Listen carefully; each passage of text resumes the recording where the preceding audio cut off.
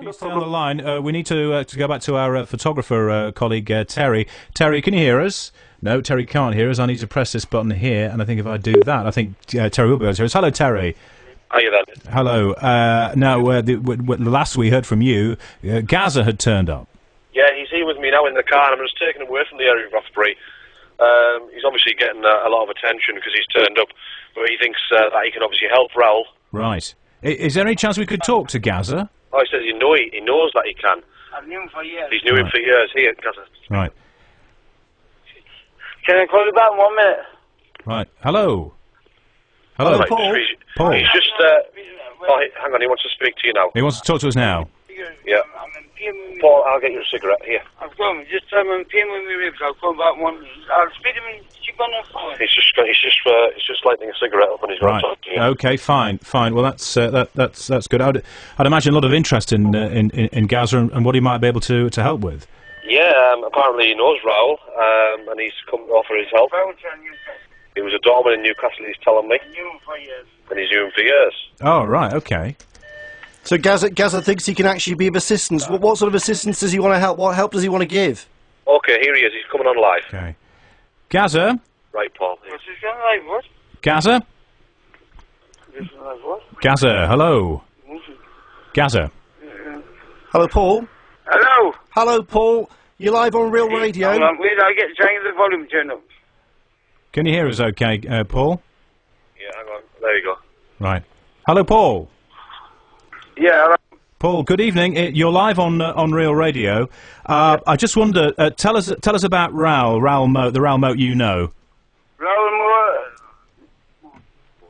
Raoul Moat, I knew him years ago. He used to be a bouncer in Newcastle. I've knew him a lot of years since I was a young kid when I played for Newcastle. He was like a gentleman. Someone must have wound him up or done something, right? And all of a sudden I've just listened to the radio, right? I mean, on TV news. Yeah. Obviously he's killed someone and he's shot two, right? And Well, yeah, it doesn't matter. He's killed someone, which is not nice, really. Obviously, he must have been on drugs. And he shot two people, right? Now, I've heard on the news that obviously the drugs must have worn off. Now he's willing to give in. Right? Oh, Yeah. you have to point out that... The police got a hold of him. Hear me out. The police have got a hold of him, right? He's a lovely bloke. I know that. So, at the end of the day, I think he's frightened in case he'll put his gun down. I know for a fact he will. He'll put his gun down, but I think he's scared in case the police shoot him and kill him. The drugs have worn off. All he wants to do is surrender. And at the end of the day, when he shoots someone, I think, and kill someone and shoot two others, you may get what, 12 days, 12 years. Paul, we don't know about that exactly, but just tell us what would you say? 12 years, good behaviour, 6 years, then he's out. I know he's a good lad. Well, what would you say? What would you if you could hear a message from you, Gazza? What would you say to him tonight?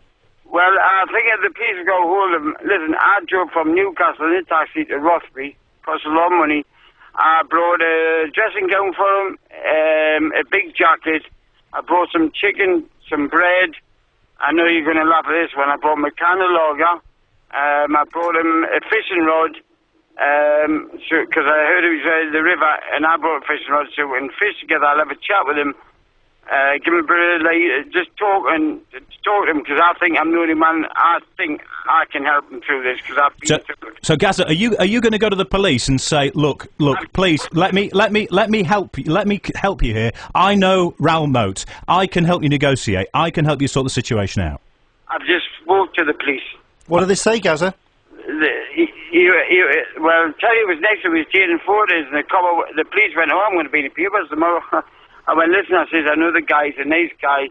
I says, he said, I want to go through where I had everything coned off. Yeah. I want to get through there, but the police wouldn't let us.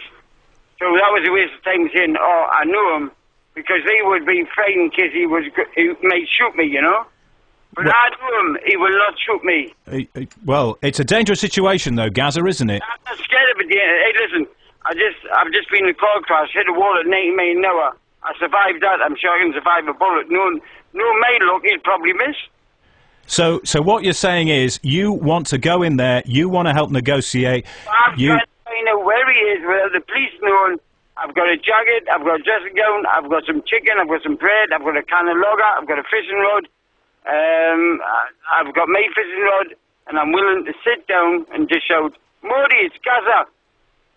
Just all I want to shout is, Moaty, it's Gazza, where are you? And I guarantee he will shout his name out. I'm here. And me and him could sit and chat, have a little bit of fishing, and all I'll tell him is say, yeah, Moaty, listen. And you think you could sort it out? So if you like a sort of man-to-man chat with him, two pals on the riverbank?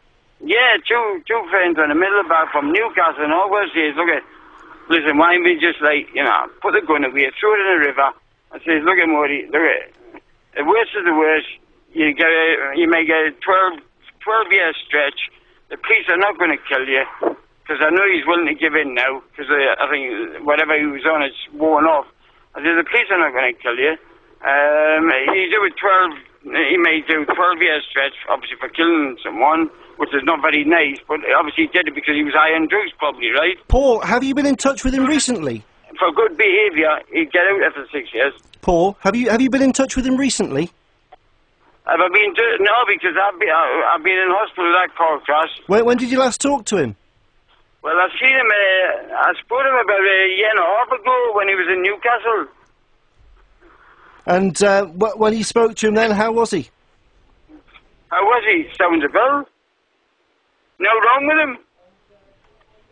Gazza, thank you very much for being with us tonight. And he's a bouncer, he's a good lad, he's a hard guy, non-fine, he's a gentleman, but it's not nice when your ex-girlfriend, well, his girlfriend ran off with another guy. Gazza, anyone. Gazza, thank you very much for talking to us. We wish you well in your efforts to try to bring the situation to a peaceful resolution. Do me a favour, do wish me well. Do wish Moaty well. He'll be all right. Well, I think you've done that already. Right. Moaty, I'll look for him, and I'll tell you what, I won't give in. I went from Newcastle all the way to Rothby, and I'm going to stay in bed and see if I can find him. And I'll tell you what, he's the only one I think I can talk to him. And I ain't scared. Paul Gascoigne, many thanks for joining us on Real Radio tonight. We appreciate it. Thank you very much, and do us a favour. Go on. Send a cheque through the post. Only joking. Gazza, thank you for being with us tonight. You're listening to Real Radio on a Friday evening, and the time is just after 10 o'clock. Real Radio. Breaking news. Well, it is just after 10 o'clock. I'm Trina O'Driscoll.